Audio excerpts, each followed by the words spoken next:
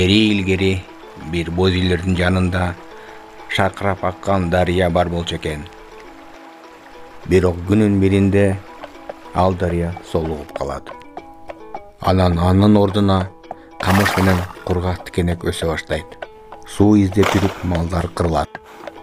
Элдин баарын чогултуп аксакал айтат: "Суу жок, эмне кылабыз эми? Малдын баары кырылат да, мал кырылса ачарчылык болот.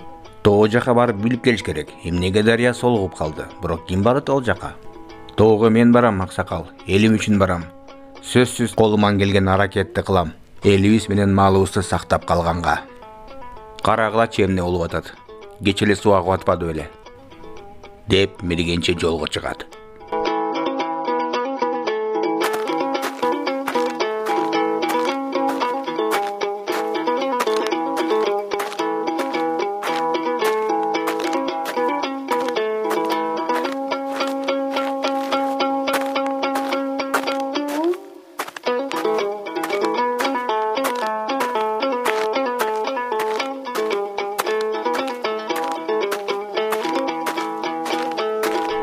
Ошентип жолду баратып көп жашаган кемпирге жолугуп калат. "Кандайсың, балам?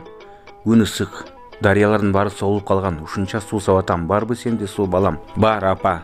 Мына сизге көкөр." "Рахмат, балам."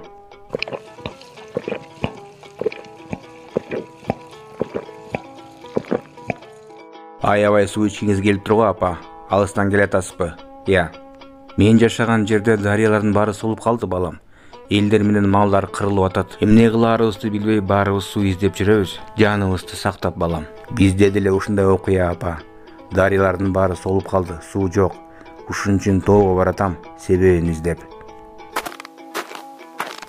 "Жолуң шыдыр болсун. Сөзсүз сууну тапчы, балам. Эл журтты сактап калчы, суранам сенден." "Макул, апа." "Бирөө онтоп атабы, же кулагыма угулуп атабы? Барып карап келейинчи." Барып тоонун этегинде бир дөөгө жолугуп калат. "Токойдон чалынып жыгылсам көзүмө бир бутак кирип кетти. Чыгарып берчи, суранам сенден." "Макул, бирок кичине ооруйт. Чыдайсың да. Кичине эңкейип көзүңдү жум. Азыр суруп чыгам." "Карачы кандай узун бутак. Сокур болуп калбаганыңа сүйүн." "Рахмат сага, мергенчи. Эч качан бул жакшылыгыңды унутпайм. Менин да сага жардамым тиет." "Болуп тур, жакшы кал. Жолукканча өзүңдү сакта."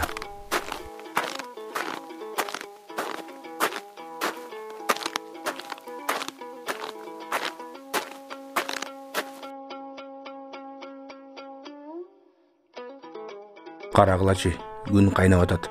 Асманда бир да куш жок. Эми эмне болот? Жолдо баратып Мокочого жолугуп калат. "Ай Мокочо, эмне турасың бул жакта жалдырап, оозунду ачып? Я, тоголорду тиктеп." "Жыраганыман турам дейсиңби? Суу сабатпаймынбы? Суу жок, дарыялардын баары солуп калып. Эки баштуу тоо ээси үчүн токоомдон коргор. Тетиги тоодо көл бар. Ушул көлдөн бизге дарыялардын баары агып келишкен. А бул болсо таштар менен баарын тиреп салып тур." "Мен анда кеттим ошол жака. Барып тоонун ээси менен сүйлөшүп келейин." "Жакшы бар. Мурду менен жер каздырчы, экинчи сууну тозбосун. Бул келесо." А ушул убакта эки баштуу тоонун ээси чоң таштар менен дарыялардын баарын тозуп атыптыр.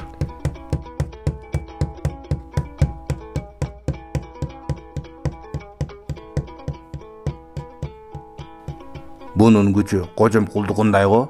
Көтөргөн таштарын байкабайсыңарбы? Өзүнөн 10 эсе чоң таштарды ташып жүрөт.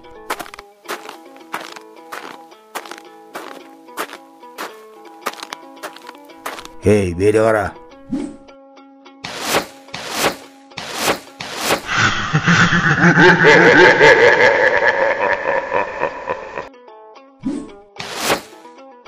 "Эй, мени жебе да, кылычтан найза да албайт. Эми сени жанчыйм, колго түштүңбү я?"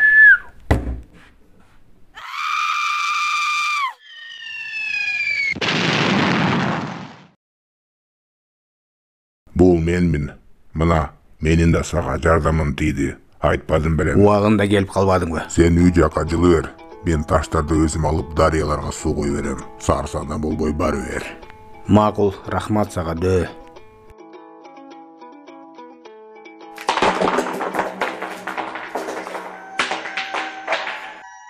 Дөө, тоо ээсин таштардын алчылганда дарыяларга суу кетип, бүт жерде гүлдөр өсүп, куштар сайрай баштайт.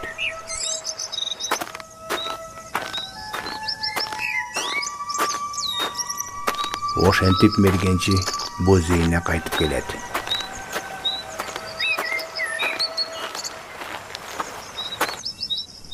Кереметтүү кыргыз жери.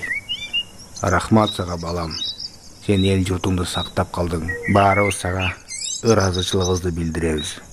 Ушундай жомок кыргыздардын тоосунда болуптур.